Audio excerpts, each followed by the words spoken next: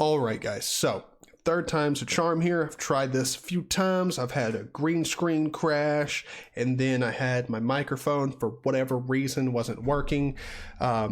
Also, before we jump into this, I'll just go ahead and let you guys know what you're seeing me use here. This is Elementary OS, and I will be switching back to Arch.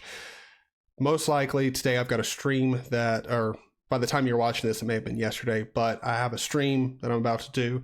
After that stream, I'm going to spend the rest of the night, probably late into the morning, because I'm going to try and do an all-day stream tomorrow, just ricing the system, but I'm going back to Arch. So just to let you guys know, I will be switching back from Elementary OS, but if you want to see some of the videos I put out about Elementary OS, I'll throw a couple of the cards up over the next 30 seconds, so you can check them out if you want to. Pause this video, come on back to it after you're done.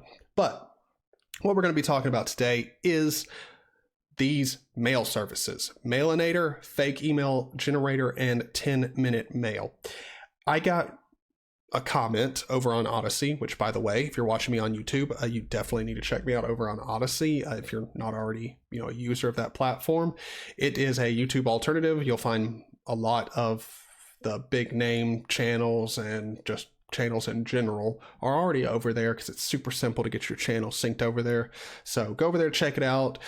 You don't get your data mined. You also are rewarded for using the platform, so it's an all-around great experience. If you're not over there, definitely go check it out. But I had one of my viewers, regular viewer and regular commenter over there, tell me I need to check these out and give sort of my opinion on them. And he did that on my last video, which according to this, it might be I might have a stream before this, but anyway, because this will probably go up tomorrow. Anywho, I need to stop getting sidetracked. He told me, he's like, check these out, because it was on a video I was doing about privacy, and he's like, just give your opinions on it. And yeah, we definitely need to talk about this, because what these services are sort of like dedicated spam email accounts. They're meant to be something like you don't really have to worry about. They get sort of deleted, and it's all around. These are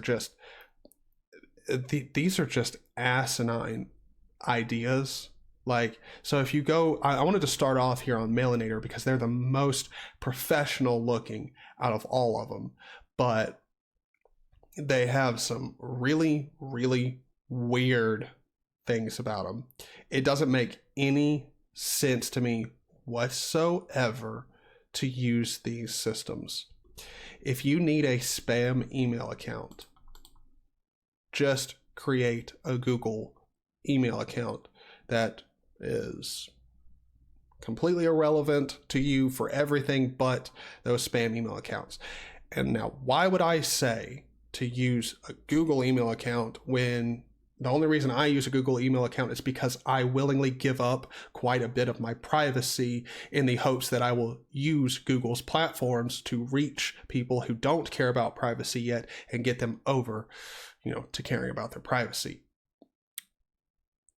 I trust Google more than these. Like, let's just be honest. These seem wholly inadequate for security, and they seem absolutely stupid to use, because the other two, which we'll come back to Mailinator, but Fake Email Generator here, just no. I mean, based off of this website and the whole sort of idea about it, nope. And 10-Minute Mail, nope. Just these do not seem good whatsoever, because the whole idea about them is, well, you'll create this fake email address and it can receive emails, especially here at 10-Minute Mail. You literally get 10 minutes with an email address, and then after that it's no longer valid. I don't know. This makes no sense to me. If you're going to sign up for some place where you're positive you're going to get spam anyway, why are you signing up there? But then two, if you have to sign up for there, it would be much more smart to make a dedicated spam account that you actually have continuous access to. Because what happens if that spam company or whatever turns out to be a really solid one, and 3 years later you actually want to recover your account or stuff like that? you might be SOL here. So I don't really see a practical use for this at all. But let's hop back over to Mailinator, because Mailinator seems very professional. You saw the homepage. I feel like a lot of people will go to it and sign up for it and think it's very beneficial because it looks professional. But when you go over to their FAQ, you find out quite a bit about how it's just stupid. No sign up, no login. You don't even create an email addresses. They all already exist. That's right. Every possible email address already exists. And so it's a public Mailinator system. Like it's all public. This is dumb. At least the way they're describing it here, like as far as I can tell, that verification email you get, anybody could see it. And even if you can't see it, like this isn't even a proper email system. You can't send mail. It's a receive only system. Why would you use this?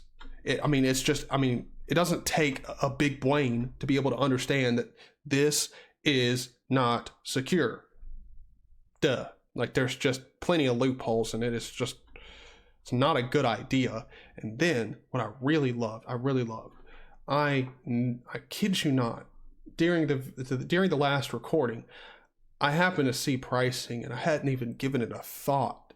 And I clicked on it, and I can't even recreate my reaction, but let's just say my jaw hit the floor. $160 a month to be able to use this shit service. And yes, Mailinator, if you're watching this, I'm going to call your service shit, because it is. Like, I'm sure there's a whole bunch of great features here, but it's like if you made a really good, I'm trying to think, like you made a really, really fantastic ice cream, but then you went out and tried to sell it in like the middle of winter in Alaska, in the middle of the town where everybody has to walk 15 minutes just to like see you, like, or not middle of town, but like right outside of town. So everyone has to like walk to you. Like, yeah, sure, you might have great ice cream, but nobody needs or wants it, and nobody's walking out in the freezing cold to go get ice cream. Like, no, it's Alaska.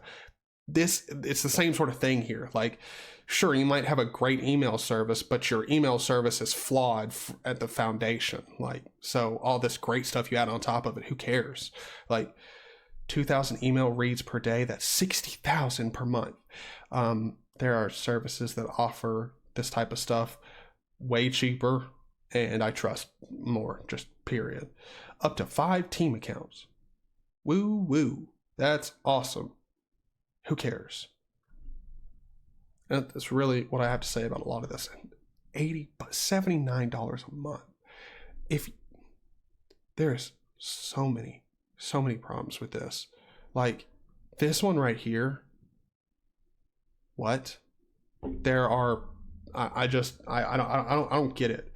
If you're the type of person, now maybe this is for somebody who's doing something way more advanced, like maybe you're making an app and somehow your app could benefit from randomly useless email address. Like I don't understand this at all. Like it just, even their FAQ is just, see here. So what data does the public Mailinator system keep? Mailinator tracks real-time data to detect abuse of our website and bans abusers or specific emails when appropriate. Several days of aggregate data that show website usage trends is kept. No identifying information is present in this data. You just gotta take them at the word there. Some emails are kept for spam analysis. This is far less than 1% of the total email volume and may only extend an email's life to a few days. No email lives longer than that. Some data is kept around incoming email trends. So they are taking like data, but they try and make it seem like it's not, them really collect. Like they try and say like, yeah, we're collecting data, but the data that we're collecting isn't personal, isn't anything. But then they say, okay, well, we keep some emails for a few days, but definitely, like, here's the thing. Everyone's definition of a few days is different. So no email lives longer than a few days could mean anything. Technically, few days is supposed to mean 3, but at least that's what I assume it's supposed to mean. But that's not always the case. So that doesn't make any sense. Some data is kept around incoming email trends. That's super informative, I guess. And then Mailinator tracks real-time data to detect abuse of our website and bans users or specific emails when appropriate. That's the most vague thing. We track real-time data to detect abuse. Okay, the question was, so what data? Okay, real-time data. Biggest cop-out answer ever. Like, no. Why would you use this service? No, just use Google as your spam email account. I mean, clearly, if you're going to be using a service like this, you don't give two shits about security. So why not just make a Google account? And the thing about it is like, what these guys are doing is essentially the same thing as going in. I don't think people understand this, but it's about the same thing as you going into Google, clicking delete on an email, and then going to the trash can and clicking delete. About the same thing. And see, the reason I trust that system more than this is because at least I know Google has so many people that they have to serve, and so many of them are for free, that it makes sense for them to, in a reasonable amount of time, have to delete the emails that I've chosen to delete off of their servers to make room for more. So it just makes more sense to trust Google than to trust these guys, period. And granted, I don't trust Google, but I give up a lot of my privacy in using Google services and things like YouTube, so that I can hopefully reach people and get them interested in Linux, free and open source software, and hopefully make them care about their privacy in the process. So I'm willing to give up a little bit of my privacy, and even with that type of mindset, I would still rather use Google than this. I have way more trust in Google, and this just seems so inept. If you are somebody who you sign up for these spam websites, dude, just delete the verification emails after you get them.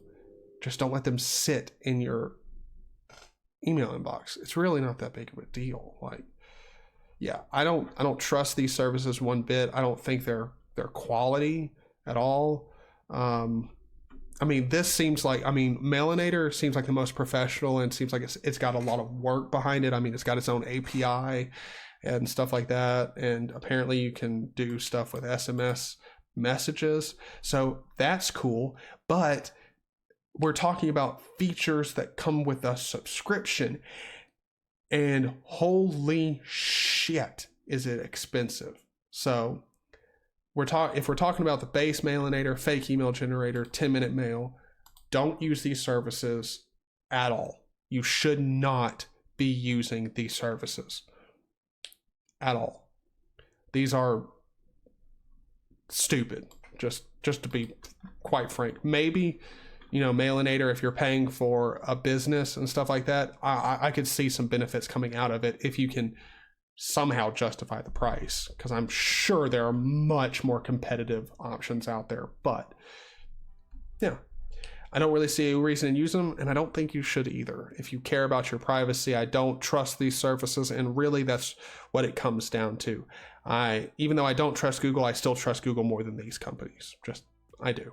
So let me know what you think down in the comments below. If you just disagree with me, hey, let me know. If I'm highly uneducated here and I just am making an ass out of myself, let me know. I definitely want to know, and I will admit that I make mistakes and could be wrong. So definitely let me know. If you like the video, hit the like button. If you want to see more of the videos that I make, hit the subscribe button. And then, because I'm going to assume you're watching me on YouTube, but maybe you're not. If you are, go down into the description and click on that Odyssey link. go over there. Odysee and LBRY, I'll be throwing up the screen now of all the people that support me over there. It is a fantastic YouTube alternative. You definitely need to be over there. You get rewarded in LBC, the cryptocurrency the platform is based off of, when you do stuff over there.